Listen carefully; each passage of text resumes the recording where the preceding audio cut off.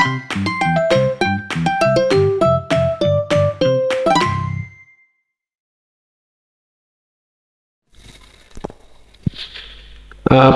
শিক্ষার্থীরা, আসসালামু আলাইকুম এবং আমাদের হোম টিউটর মাহাদি এই চ্যানেলে আপনাদের সকলকে স্বাগতম এবং শুভেচ্ছা জানাচ্ছি।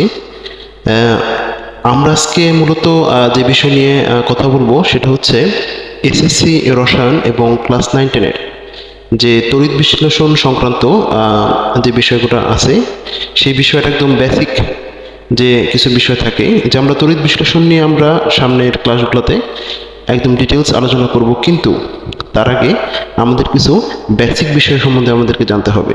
সেটা হচ্ছে কি যে জারণ কি, বিজারণ কি, কোনটি জারক পদার্থ, কোনটি বিজারক পদার্থ, ক্যাটায়ন কি, অ্যানায়ন কি, এরপর হচ্ছে তড়িৎ বিশ্লেষ্য পদার্থ কি, কোনটি মৃদু তড়িৎ বিশ্লেষ্য, এই সমস্ত বিষয়গুলো নিয়ে আসলে আমাদেরকে কিছু বেসিক বিষয় জানতে হবে। তা না হলে আমরা তড়িৎ বিশ্লেষণ সংক্রান্ত বিষয়গুলো ক্লিয়ারলি জানতে পারবো না। তো আমাদের উদ্দেশ্য থাকবে হচ্ছে এই বেসিকগুলোকে আগে ক্লিয়ার করা, এরপরে আমরা তড়িৎ বিশ্লেষণ সংক্রান্ত বিষয় নিয়ে আমরা ডিটেলস আলোচনা করব। আশা করি তখন আপনারা সাথে থাকবেন। তো সর্বপ্রথম আমরা আলোচনা করব হচ্ছে জারণ কি এবং বিজারণ কি। তো জারণ কি? জারণ হচ্ছে হলো কি যে রাসায়নিক বিক্রিয়া আমরা জানি যে ইলেকট্রন ত্যাগ হয়, সেটি হচ্ছে হলো কি জারণ। তো এই রাসায়নিক বিক্রিয়ায় সাধারণত আমরা জানি কি যে ইলেকট্রন ত্যাগ করে মূলত কারা? ইলেকট্রন ত্যাগ করে হচ্ছে বিভিন্ন ধাতু। যেমন মনে করি যে সোডিয়াম একটি ধাতু এবং সোডিয়ামের টোটাল পারমাণবিক সংখ্যা হচ্ছে 11। তেমন একদম ভিতরের কক্ষপথে হচ্ছে 2টা, এরপরে হচ্ছে থাকে 8টা এবং সর্বশেষ শক্তিস্তর হচ্ছে 1টা ইলেকট্রন থাকে। তো ধাতুর যে বৈশিষ্ট্য সেটা আমরা জানি যে ধাতু সবসময় কি করবে? ইলেকট্রন ত্যাগ করবে। তো তার মানে হচ্ছে কি জারণে ইলেকট্রন ত্যাগ করবে কারা? অবশ্যই শর্ত হতে হবে ধাতু। যেমন সোডিয়াম একটা ধাতু, ম্যাগনেসিয়াম একটা ধাতু।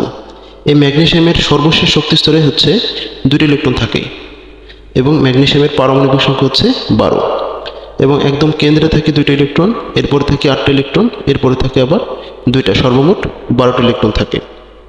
তো এই জারণ বিক্রিয়া কি হবে? ইলেকট্রন ত্যাগ হবে। যেমন আমরা যদি চিন্তা করি সোডিয়াম কি করবে? আমরা কি বলছি যে একটা ইলেকট্রন ত্যাগ করবে, তাহলে ত্যাগ করলে অবশ্যই কি হবে? মাইনাস হবে। মাইনাস হয়ে একটা ইলেকট্রন ত্যাগ করে সে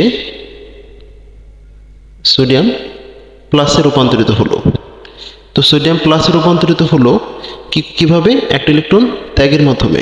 আবার ঠিক এমন একইভাবে ম্যাগনেসিয়াম কি করছে? তার সর্বশেষ শক্তিস্তর থেকে 2টা ইলেকট্রন ত্যাগ করছে। ত্যাগ করে ম্যাগনেসিয়াম 2+ আয়নে রূপান্তরিত হচ্ছে। তার মানে রাসায়নিক বিক্রিয়ায় যেই ধাতু ইলেকট্রন ত্যাগ করে সেটাই হচ্ছিল কি, সেই প্রসেসটা হচ্ছিল কি জারণ। এবং যেখান থেকে ইলেকট্রনটা ত্যাগ হয়, ধরতে হবে সেটি জারিত হয়। অর্থাৎ জারণের পাশাপাশি আমরা আরেকটা বিষয় জানলাম, সেটা হচ্ছে কি জারিত। অর্থাৎ যেই ধাতুটি ইলেকট্রন ত্যাগ করলো সেটি জারিত হলো এবং এই যে ইলেকট্রন ত্যাগের যে সার্বিক প্রসেস সেটি হচ্ছিল কি জারণ। ঠিক বিপরীতভাবে আমরা যদি আলোচনা করি বিজারণ কি? বিজারণ হচ্ছে জারণের ঠিক বিপরীত। যেমন জারণ কি? আমরা বলছি যে ইলেকট্রন ত্যাগ, তাহলে বিজারণ অবশ্যই কি হবে? ইলেকট্রন গ্রহণ।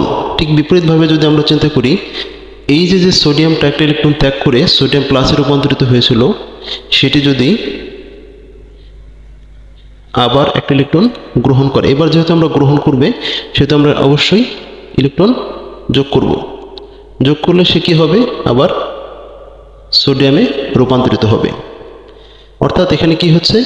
এই সোডিয়াম প্লাসটা আবার কি করলো? সে একটা ইলেকট্রন আবার নিয়ে নিল। অর্থাৎ এই যে বাইরের কক্ষপথ থেকে যে একটা ইলেকট্রন ত্যাগ করেছিল সে আবার একটা ইলেকট্রন সে নিয়ে নিল।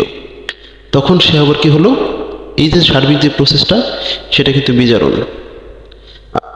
আবার ঠিক একইভাবে ম্যাগনেসিয়াম যদি 2টি ইলেকট্রন নিয়ে তাহলে কিসে রূপান্তরিত হবে? ম্যাগনেসিয়ামে রূপান্তরিত হবে। অর্থাৎ এই যে ম্যাগনেসিয়াম যে দুটো ইলেকট্রন ত্যাগ করেছিল, সে আবার দুটো ইলেকট্রন আবার সে নিয়ে নিল, নিয়ে ম্যাগনেসিয়ামে রূপান্তরিত হলো। এবং এই যে ইলেকট্রন গ্রহণ করা মানে হচ্ছিল কি, এই সোডিয়াম যে একটা ইলেকট্রন গ্রহণ করলো, তার মানে এটা হচ্ছে বিতাড়িত হলো, ইলেকট্রন গ্রহণ করলো এবং এটি বিতাড়িত হলো।